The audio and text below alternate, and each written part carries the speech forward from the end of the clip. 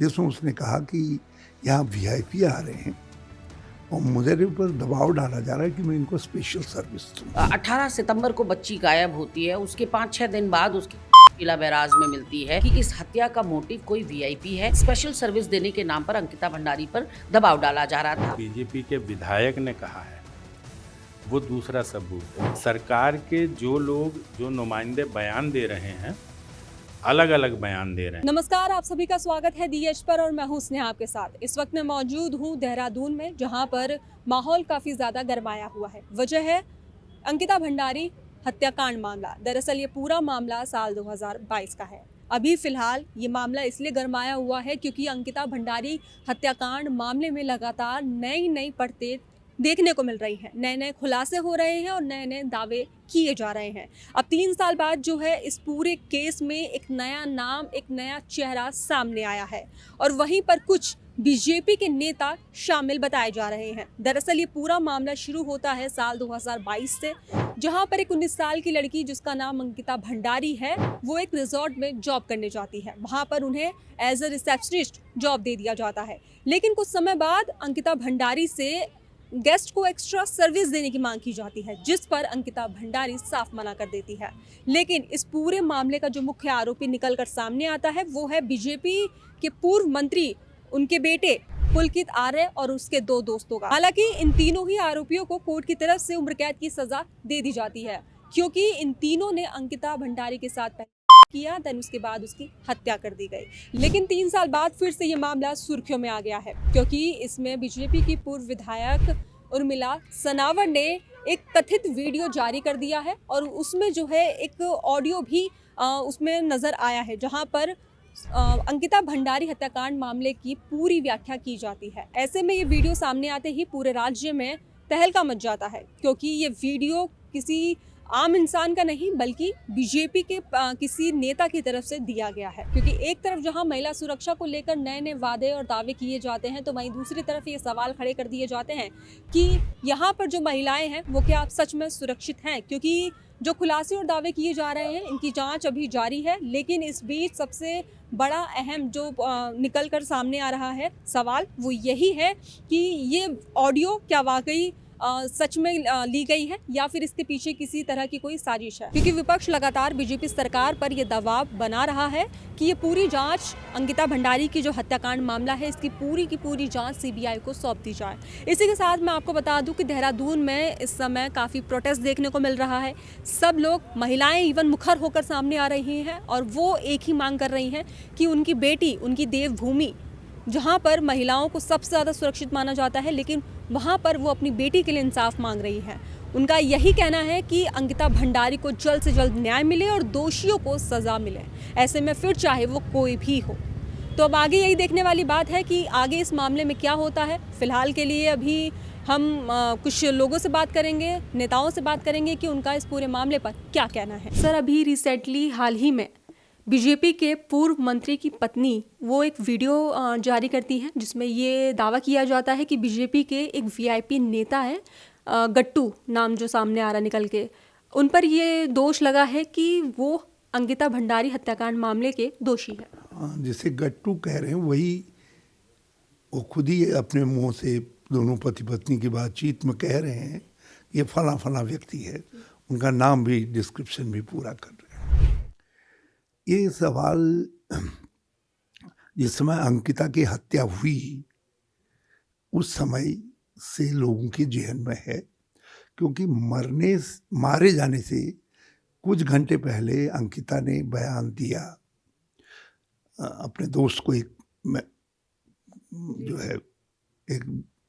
Video को भेजी, जिसमें उसने कहा कि यहाँ वीआईपी आ रहे हैं और मेरे ऊपर दबाव डाला जा रहा है कि मैं इनको स्पेशल सर्विस दूँ।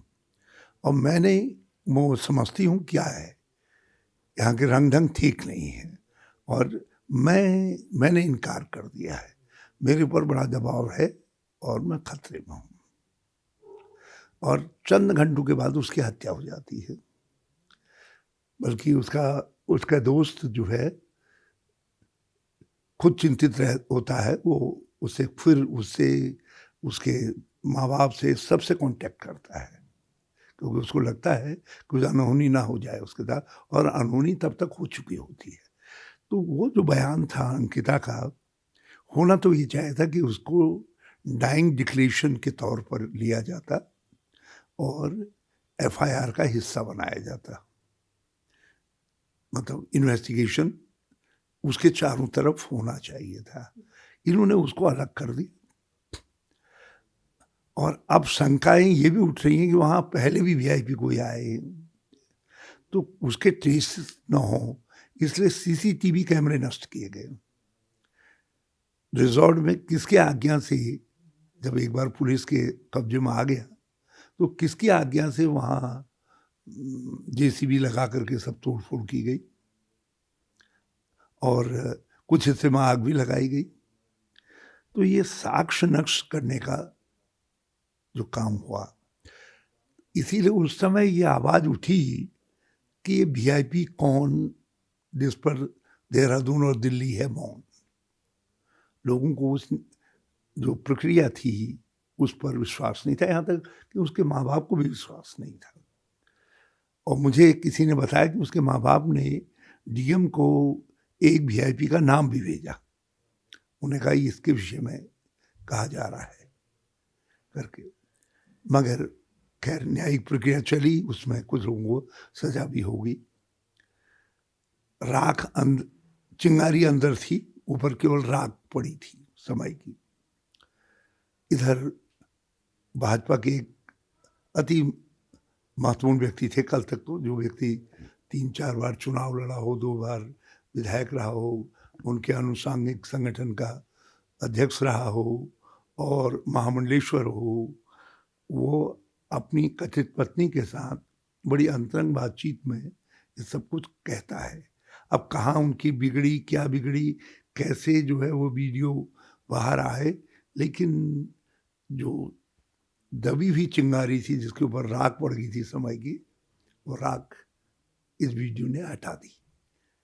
तो लोगों को अंकिता का वो बयान याद आ गया जो उसने कहा कि वीआईपी आ रहे हैं। तो अब लोगों की मांग बहुत सीधी है। एक तो यह है कि एफआईआर दर्ज करो नए सिरे से, आप कोर्ट से अनुमति लो, सुप्रीम हाई कोर्ट से, और नए सिरे से जो है एफआईआर दर्ज करो कि भाई कुछ तथ्य नए आए हैं, उनके आलोक में हम यह एडिशनल एफआईआर वो कर रहे हैं। और इसमें इस एफआईआर में उस गट्टू मट्टू के साथ जो है, जो भी हों मैं नहीं जानता, उनके साथ जो है जिन लोगों ने साक्ष्य नष्ट किए हैं उनको भी सम्मिलित करी। तो इस वक्त मैं मौजूद हूँ कांग्रेस हेडक्वार्टर में, जहाँ पर मेरे साथ मौजूद हैं कांग्रेस की चीफ स्पोक पर्सन गरिमा मेहरा गसौनी जी। मैम, अभी जिस तरह से अंकिता भंडारी केस को लेकर पूरे तरफ माहौल अगर देखा जाए उबाल पर है, लोगों का खून खौल रहा है क्योंकि लगातार नए नए खुलासे हो रहे हैं, तो इस पर आपका क्या कहना है? देखिए, निश्चित तौर पर ये होना ही था, इसलिए क्योंकि जिस दिन से यह हत्याकांड हुआ है उस दिन से लेकर अभी तक लगातार इसमें नाटकीय मोड़ हैं। इसमें लगातार सत्ता और सरकार का संरक्षण देखने को मिल रहा है। 18 सितंबर को बच्ची गायब होती है, उसके 5-6 दिन बाद उसकी शीला बैराज में मिलती है। उसके अलावा उस वनंतरा रिजॉर्ट पर बुलडोज़र चलवा दिया जाता है। आज तक 3 साल होने को आ रहे हैं इस हत्याकांड को, यही पता नहीं चल रहा है कि बुलडोज़र चलाने का दोषी कौन है, क्योंकि ये गंभीर अपराध है। जहाँ क्राइम हुआ हो, क्राइम स्पॉट से आप साक्ष्य और सबूतों को मिटा रहे हैं, ये अपने आप में गंभीर अपराध की श्रेणी में आता है। लेकिन वो फिगर आउट नहीं हो पा रहा है कि किसके आदेशों से हुआ। और इवन देन कि हमारे मुखिया पुष्कर सिंह धामी जी ने अपने ट्विटर हैंडल से इस बात की स्वीकारोक्ति की है कि बुलडोज़र मैंने चलवाया है, तो अपराधी वो भी हैं। और बुलडोज़र चलते वक्त वहाँ पर स्थानीय भाजपा की विधायक रेणु बिष्ट मौजूद थी, तो अपराधी वो भी हैं क्योंकि उनकी मौजूदगी में रिजॉर्ट तोड़ा गया। उसके अलावा पुलिस की कस्टडी में 2 बार आगजनी हो जाती है। तो ये साफ तौर पर साक्ष्य और सबूत मिटाने की एक कसरत दिखाई पड़ रही है। और सत्र न्यायालय जो कोर्ट द्वार का है, सेशन कोर्ट, उसने अपना जो जजमेंट दिया उसमें साफ तौर पर ये कहा गया कि इस हत्या का मोटिव कोई वीआईपी है, और वीआईपी एक व्यक्ति है जिसको स्पेशल सर्विस देने के नाम पर अंकिता भंडारी पर दबाव डाला जा रहा था और उसने सरेंडर नहीं किया। पहले तो मैं सल्यूट करना चाहती हूँ अपनी उत्तराखंड की उस बेटी को जिसने अपनी अस्मिता, अपनी इज्जत के साथ समझौता नहीं किया और अनंतोगत्वा उसको मौत के घाट उतार दिया गया। इसमें जिन लोगों पर आरोप लगे हैं या जो लोग दोषमुक्त साबित हुए हैं उनमें से वीआईपी कोई नहीं है। और वीआईपी पूरे उत्तराखंड को ये शक था कि वो कोई रसूखदार व्यक्ति है। अब एक सनसनीखेज खुलासा 2.5 साल बाद उर्मिला सनावर, जो कि पूर्व विधायक भाजपा के, सुरेश राठौर ज्वालापुर से विधायक रहे हैं भाजपा के, उनकी कथित दूसरी पत्नी है उर्मिला सनावर, उन्होंने फेसबुक लाइव के माध्यम से टेलीफोनिक कॉन्वर्सेशन को एक्सपोज किया, सबको टेलीफोनिक कॉन्वर्सेशन अपने और अपने पति के सुनाए, जिसमें सुरेश राठौर मान रहे हैं कि वीआईपी दुष्यंत गौतम और एक नाम और संगठन महामंत्री अजय कुमार का वो ले रहे हैं। और उसमें की तक बात हो रही है कि अंकिता पर इसके लिए दबाव बनाया जा रहा था। हमारा सिर्फ एक मांग है कांग्रेस पार्टी की, हम मुख्य विपक्षी दल हैं और पूरे उत्तराखंड की एक मांग है कि सीबीआई जांच मामले की हो, दूध का दूध पानी का पानी हो, और सीबीआई जांच भी हमें हाई कोर्ट के सिटिंग जज की निगरानी में चाहिए। तो आप सोचिए, जब एक देश में एक साल के अंदर 800 से 900 सीबीआई जांचें होती हैं पूरे देश भर में, यहाँ उत्तराखंड की जो 80-90 लाख वोटर है, जो जनता है, वो चीखो पुकार कर रही है कि सीबीआई जांच करा लीजिए। आपको क्या हर्ज है? आपको क्या प्रॉब्लम हो रही है? सीबीआई जांच नहीं करा रहे हैं जो आप, कभी आप जो है प्रेस वार्ताएं कराते हैं अपने दिग्गज नेताओं से, नैरेटिव, मनगढ़ंत नैरेटिव बनाए जा रहे हैं। अभी तक भाजपा ने एक स्टैंड अपना बनाया हुआ था कि वीआईपी कमरे का नाम था, व्यक्ति का नहीं। अब जो है एडिशनल एसपी शेखर सुयाल से प्रेस कॉन्फ्रेंस कराई जा रही है, जो ये कहते हुए दिख रहे हैं कि वीआईपी का हुलिया धर्मेंद्र उर्फ प्रधान से मिलता है। तो 3 साल बाद आप उत्तराखंड की जनता को बता रहे हैं कि वीआईपी कमरा नहीं, व्यक्ति था। और फॉरेंसिक जांच सारे चीज़ों की ले ली गई, ये उनका कहना है। और एडिशनल एसपी बहुत चौंकाने वाली बात कर रहे हैं कि वो वनंतरा रिजॉर्ट पर बुलडोज़र चलाए जाने को जस्टिफाई कर रहे हैं। और तो और इनके जो कैबिनेट मिनिस्टर हैं सुबोध उनियाल और इनके सांसद हैं नरेश बंसल राज्यसभा में, उन्होंने दोनों ने प्रेस वार्ता करके ये कहा कि सीबीआई जांच होगी तो अपराधियों को फ़ायदा मिलेगा। हमारा सवाल है कि अपराधियों को फ़ायदा क्यों मिलेगा? आपने क्यों खुली खिड़कियां खोल रखी हैं कि किसी को फ़ायदा मिल जाए सीबीआई जांच से?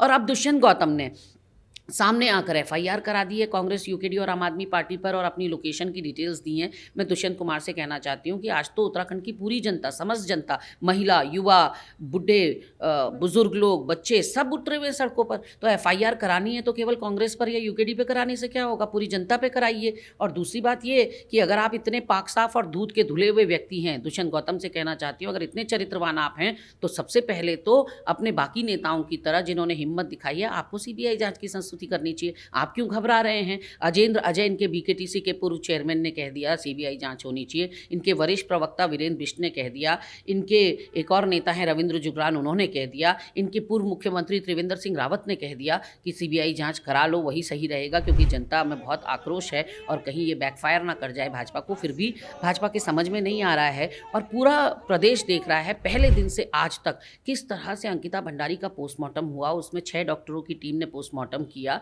आनन फानन में कराया गया। भीड़ का आक्रोश कम करने के लिए उसके शव को पोस्टमार्टम करके दाह संस्कार कर दिया गया, लेकिन पोस्टमार्टम में एक भी महिला नहीं थी। तो ये कहाँ का प्रोटोकॉल है? और ये कहाँ का प्रोटोकॉल है कि आपने एडीजी से प्रेस वार्ता करवा दी, उनको मुखातिब कर दिया मीडिया से, उसके बाद एडिशनल एसपी को आप ले आए। इससे तो अच्छा होता कोई कांस्टेबल को ले आते। तो प्रोटोकॉल का भी ख्याल नहीं रखा जा रहा है। यानी कि भाजपा की सरकार में और संगठन में प्रवक्ताओं का टूटा पड़ गया है, कोई बात ठीक से नहीं रख पा रहा है और जो भी दांव भाजपा खेल रही है वो उस पर उल्टा पड़ रहा है। तो वहीं कांग्रेस के नेताओं का कहना है कि धामी सरकार अपने नेताओं को बचाने की कोशिश कर रही है। अंकिता भंडारी हत्याकांड मामले में कई बीजेपी नेता शामिल हैं और इसके जो तार हैं वो ऊपर तक जुड़े हुए हैं। ऐसे में आपको बता दूं कि इन सभी आरोपों को लेकर धामी सरकार ने एक प्रेस कॉन्फ्रेंस की। सीएम पुष्कर सिंह धामी ने प्रेस कॉन्फ्रेंस के दौरान ये बात कही कि जो ऑडियो और वीडियो क्लिप जारी किया गया है वो एक साजिश के तहत जारी किया गया था, जिसका मकसद था कि बीजेपी सरकार और उनके नेताओं को बदनाम करना। तो वहीं इसी के साथ एक खबर सामने आई है जहां पर पुष्कर सिंह धामी ने दुष्यंत गौतम, जो मुख्य आरोपी बताए जा रहे हैं अंकिता भंडारी मामले में, उनको क्लीन चिट दे दी गई है। यानी कि उन पर जो दोष लगे थे वो अब क्लियर कर दिया गया है, क्योंकि पुष्कर सिंह धामी का ये कहना है कि जब ये कांड हुआ था, ये जो मामला हादसा हुआ था, तब दुष्यंत गौतम उत्तराखंड में मौजूद नहीं थे। आप बताइए, आपको लग नहीं रहा है कि षड्यंत्र है? अगर ये मोबाइल बंद करके जाना, एक ऑडियो रिलीज करके, एक ऑडियो रिलीज होता है, उसके बाद प्रेस कॉन्फ्रेंस यहाँ नहीं होती है, प्रेस कॉन्फ्रेंस दिल्ली में होती है, और हमारे जो प्रभारी जी का नाम लिया गया, प्रभारी जी ने अपने, आप लोग भी सोशल मीडिया देखते हैं, पुलिस ने भी वेरीफाई कर लिया, सारे अकाउंट, ट्विटर सब देख लिया उनके। वो पिछले उस दिन 10 तारीख से लेकर 20 तारीख के बीच में उत्तराखंड में उनका आना ही नहीं हुआ कभी। ये तो आप लोगों ने भी सारा रिकॉर्ड देख लिया होगा, उनकी जो पुरानी फेसबुक इत्यादि देख लेंगे तो उसमें आ जाएगा सारा। अब आप स्वयं अंदाजा लगाइए, अगर उनके पास कुछ है तो भागे क्यों हैं? तो वहीं दुष्यंत गौतम को बीजेपी सरकार द्वारा क्लीन चिट मिल चुकी है। ऐसे में अब जो है जनता में आक्रोश देखने को मिल रहा है। जनता ये साफ कह चुकी है कि जब तक अंकिता भंडारी को न्याय नहीं मिलता तब तक वो चुप नहीं रहने वाले, चाहे उन्हें सड़कों पर रात भर प्रदर्शन करना क्यों ना पड़े। जब तक अंकिता भंडारी के सभी दोषियों को सज़ा नहीं मिलती तब तक वो शांत नहीं रहने वाले। ऐसे में अब आगे देखना ये है कि क्या होता है और इसी के साथ सरकार क्या एक्शन लेती है, जनता का क्या रवैया देखने को मिलता है, ये अभी हम आपको आगे बताते रहेंगे। फिलहाल के लिए इतना ही। मैं स्नेहा, वीडियो जर्नलिस्ट अभिषेक के साथ DH।